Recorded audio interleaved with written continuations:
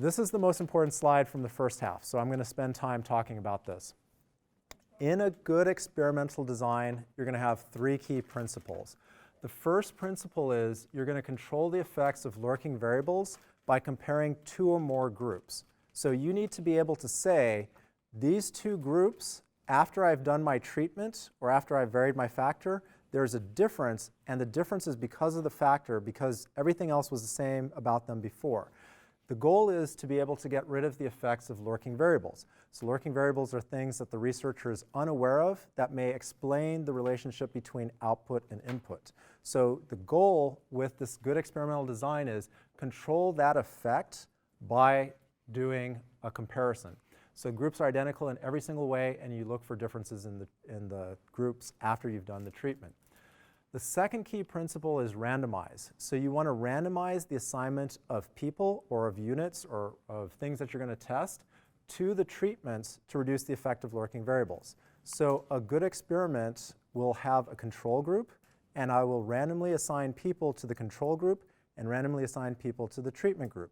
I don't want to, for example, put all the women in the control group and all the men in the treatment group, because now I've confused the effect of gender with the effect that I'm trying to study, which might be some treatment. So I want to randomly assign people to the different groups so that I can eliminate these sorts of lurking variables. The third key principle is to replicate each treatment. And the reason that you want to replicate is because there's always going to be random noise. There's going to be chance variations. There are going to be things that are beyond your understanding or your ability to control for. But if you repeat the experiments many times, it'll be evidence that one thing has an influence on another. So a common example, people here, 3 out of 4 dentists prefer brand A versus brand B. Does that sound convincing? Not really, because one person changing their mind, all of a sudden it's a 50-50 split. But if you had 3,000 people preferring one brand to another, then you're going to say, there's evidence that this brand is actually a better product. So the key principles, anytime you have an experimental design, it's going to satisfy these three key principles. There's going to be control, there's going to be randomization, and there's going to be replication. Okay, so there's an activity that I do which basically analyzes some designs. I'm going to briefly explain 2 or 3 of these, and then we're going to get into the activity. So imagine that we randomly assign people to 2 different groups. Group 1 we give a treatment to, Group 2 we give a placebo to, placebo being a fake or sugar pill, and we make an observation in both groups after. Is that what those notations mean? Because I had found what the TX was, but I didn't know what the 2 dashes were. Yeah, somewhere in, here, yeah. So TX means the treatment is made, which means that we're varying the independent variable. So the thing that's under our control, the X variable, we're adjusting it. Double dash means that we're doing nothing in that time slot, so we're doing a placebo or we're doing nothing. And OBS means that we're making an observation, which means that we're measuring the Y variable. We're measuring the response variable. So treatment, we're controlling the X variable. OBS, we're measuring the Y variable or the response. So in this picture, we randomly assign to 2 groups. First group gets treatment, second group gets placebo. So the example that I give in the first set of slides, it talks about having this fictitious product that we've developed, hair grow formula, and your boss wants you to evaluate whether this thing actually works. So you're going to test this out on people. You're going to give some people the hair grow formula, which is the treatment. Some people are going to get the placebo, which is plain shampoo. And you want to see, is there a difference in month 13 for the treatment group compared to the placebo group? So this experimental design is good because we have control by comparison. We're going to compare these 2 results. We have random assignment to people to different groups, and we have replication because there are many people in each group. So this is a good experimental design. The question is, well, what does it tell us if we observe a difference? Well, if we observe a difference, then this experiment can show evidence that the treatment causes the difference. We can never show proof. So this is a very important point. You never get proof in an experiment. It's one of those things like people say, I've proved that da da da da da. You never get proof. You only have overwhelming or super convincing evidence that one thing causes another. Okay, so this is a good experimental design. This design, what about it? We have group 1, we give them the treatment, we make an observation. I don't have control. I don't have random assignment. This is actually an observation. This is not an experiment. And as parents, a lot of us are parents, we're very famous for this experiment. So how many people tell their kids, you have a cold today because you were standing outside in the rain yesterday? All guilty of that, right? So observation, you have a cold. Treatment, you stood outside in the rain. So then you think standing outside in the rain causes you to catch a cold. So that's not an experiment. The experiment would be you tell your other kid, yeah, you stay inside, you send one kid outside to stand in the rain, and then you measure whether they catch a cold or not. All right, not a ethical experiment, but that would be the proper way to control. And you have to randomly assign which kid gets to stand outside in the rain. All right, so this shows nothing other than the observation occurs after the treatment.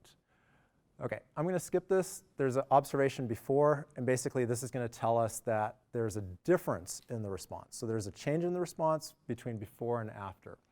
This is the one that I want to focus on. This is the one that we're going to do the activity on and the key to it. So there may be two different treatments. So one thing could be the shampoo versus hair growth formula. A second thing could be change in diet. So diet is also responsible for hair loss.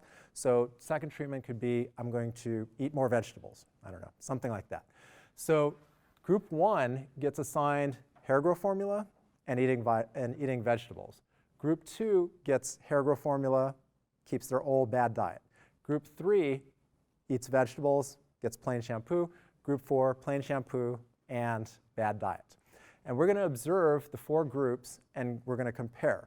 So this is a good design because I have control by comparison, I have random assignment, and I have replication. What does this comparison show? So I have 4 different groups. I'm going to pick 2 at a time to compare.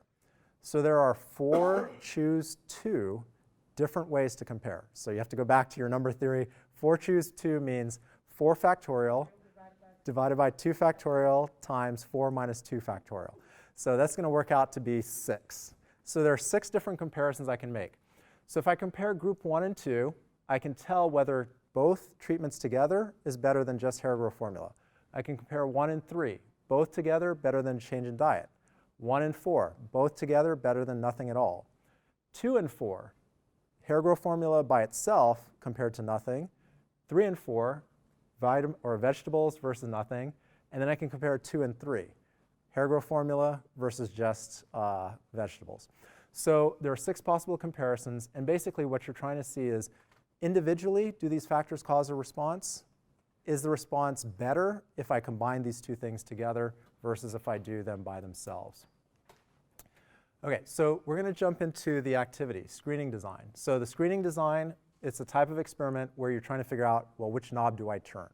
So there's a systematic way to do that.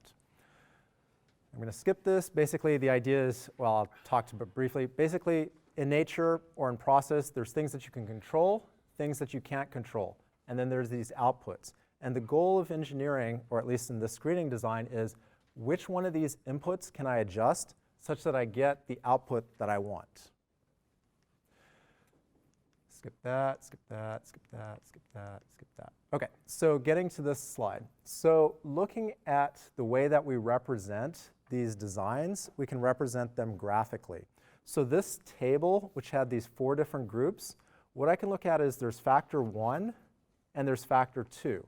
And I can represent factor 1 on the horizontal axis. I can represent factor 2 on the vertical axis.